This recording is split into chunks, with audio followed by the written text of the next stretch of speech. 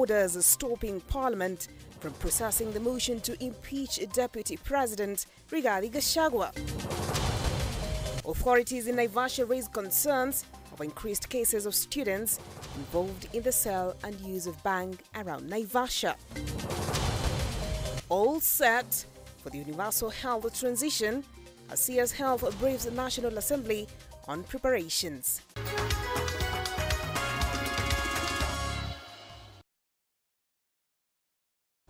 Welcome to the broadcast. And I will not resign, besieged Deputy President Rigathi Gachagua has said ahead of a tabling of an impeachment motion in the National Assembly tomorrow. Gachagua, who had an interview with the Mount Kenya East local radio stations, appeared to clear the air over allegations of tribalism, blackmail, and even funding the Gen Z demos.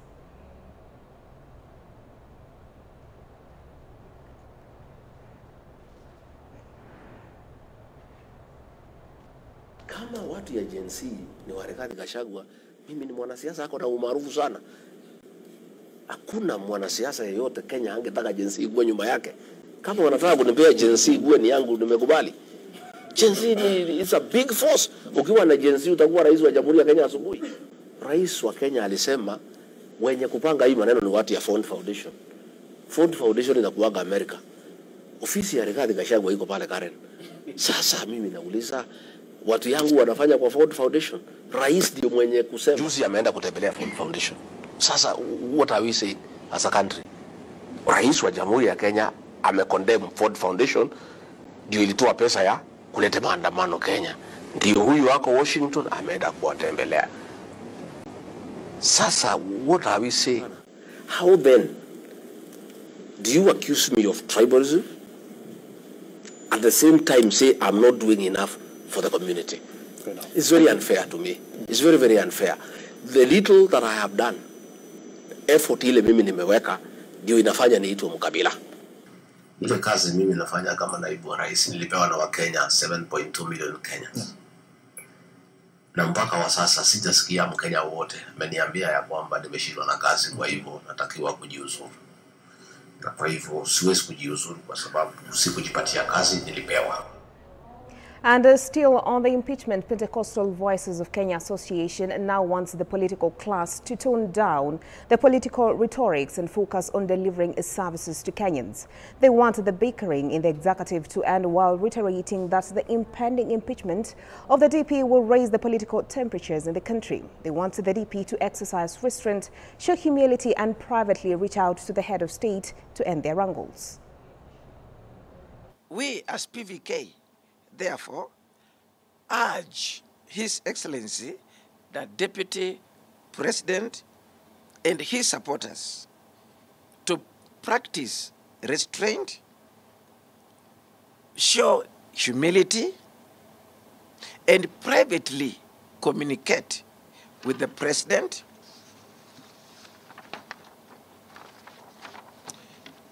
to resolve any existing differences in a meaningful and civil manner.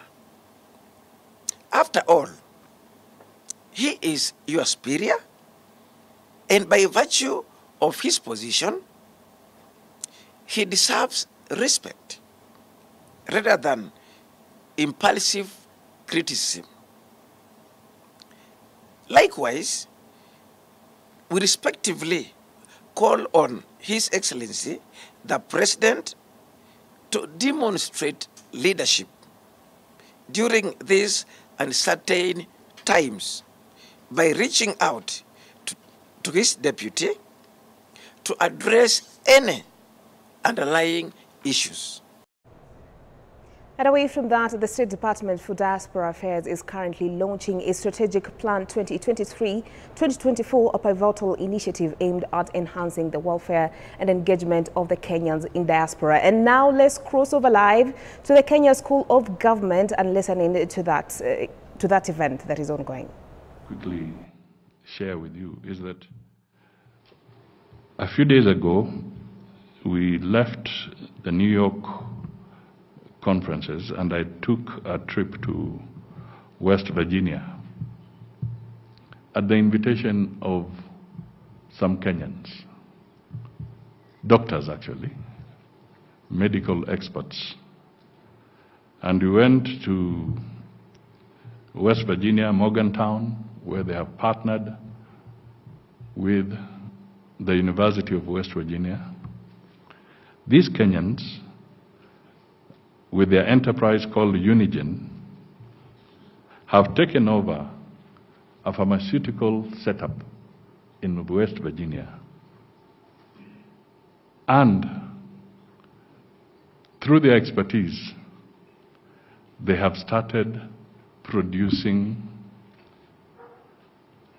a pharmaceutical product for sickle cell disease, which is soluble so that a baby of 9 months old or 5 years or whatever can now have access to sickle cell disease medication, which is very expensive, and it's a big killer in this part of the world as well for young people. They rarely go beyond 5 years. Now, these Kenyans have actually invested, and then they have used their brain power, and they have produced this medicine. Amazing. There is a Dr. Charles Otieno. There is a Dr. Wycliffe. There's from Kisii. There's another doctor who is also very well schooled in matters of drug administration, working with the Federal Drug Agency. And they all came together with others. And they're also partnering, I saw, with people from Zimbabwe and other African countries, and they have put this consortium together. And they're now producing medicine which is going to be on the shelves of Kenya by Kenyans in the United States, bringing it here for the region to help people. So the Assembly Departmental Committee on Health is meeting with the Cabinet Secretary, Ministry of Health, Principal Secretary, Medical Services, and top officials of the Social Health Authority, SHA, to discuss the rollout of the Social Health Insurance Fund, SHIF, in preparation for the Universal Health Coverage launch on 1st of October 2024. Now let's cross over live and listen in to the proceedings. When we came to you, we asked for the support. You gave us the support. You approved our bills and you are passed. Chair, as read from the submission of my Cabinet Secretary in terms of progress report, we have given you an update of where we are. Indeed, we are at that particular time, moment where we are now pulling out. We've said this system that is being developed is not going to be a perfect system from day one, but we will soldier on with the challenges you're facing, because as mentioned by Honorable Maingi, this system requires a lot of integration. For example, we are integrating with the National Registration Bureau, which is a data from a government agency mandated to collect the data of Kenyans, and we are saying our system should be able to read and reference to that. Chair, sometimes you could experience downtime, as mentioned by Mary, Honorable Mary. If NRB, for example, experiences downtime, you expect even us to experience a downtime because of the integration of the system. But we are working closely and collaboratively with the NRB system so that when they are facing downtime, they quickly move in and rectify the situation. You've talked about the private insurance based on your contribution. We are telling Kenyans, you still have the option to obtain or get your private insurance. What we are saying is, under the social health insurance, we're saying this is a national scheme, and therefore all of us are contributing to the national scheme. And we're saying we want a figure that everybody will, to be used for everybody. That 2.75% is what we will use. So that amount will go to the social health insurance, but if you feel that you need to have another private cover, this act or this insurance law does not prevent you from going for it. How much we collect? The projections, our projections is about 148 billion Kenya shillings. Our projections, with expectations that Kenyans will faithfully pay what has been assessed of them and based on their income. We also project that we might have more yield, and as we get more yield, we will be able to give more benefits to Kenyans. Honorable member has asked, Kibageni asked, we are paying too much than we are getting from it.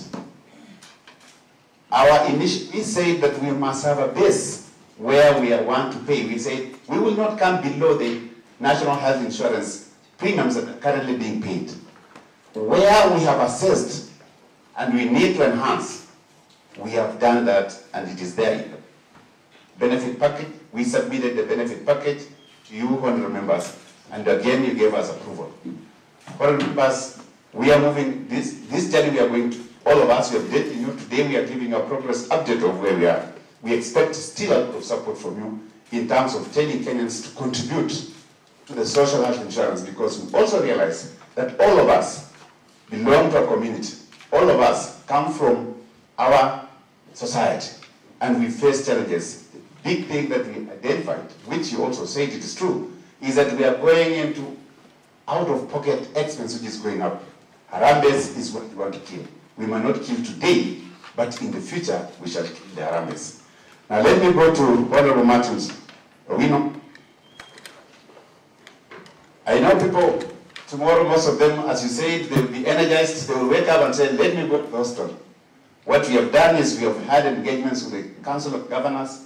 We've discussed with them. We've told them to stock, and particularly level 2, level 3, which there is a primary healthcare fund. And we are saying to access the primary healthcare fund, what a member needs to do is register. Once a member is registered, PSS will live there. When is FIF becoming functional? it is functional. It is not. In some counties. It is not. According to the report you got, Where I come from, it is not functional. Where I come from, PS, even the dispensary next to my home, the money they get even for deliveries goes to the county account. Even the women who are delivering there, the family have to carry food for them, because the maternity cannot even cook for those women, because all money is going to county account. Food. If your relative delivers there, you have to take food to them. So until FIF is functional,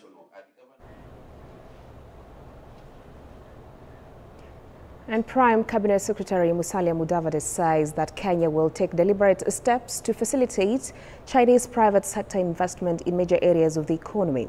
According to the PCS, China is Kenya's leading bilateral development partner and seeks to invest in other sectors of the economy beyond the Belt and the Road Initiative projects, BRI.